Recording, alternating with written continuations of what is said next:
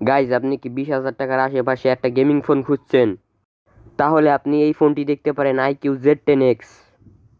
ফোনটিতে রয়েছে powerful MediaTek Dimensity 7300, একটা 5G 4nm processor, 120 Hz refresh rate, 6.72 IPS LCD display, 6500 mAh battery, 44 ওয়াটের fast charging এবং 50 মেগাপিক্সেলের একটি ক্যামেরা রয়েছে।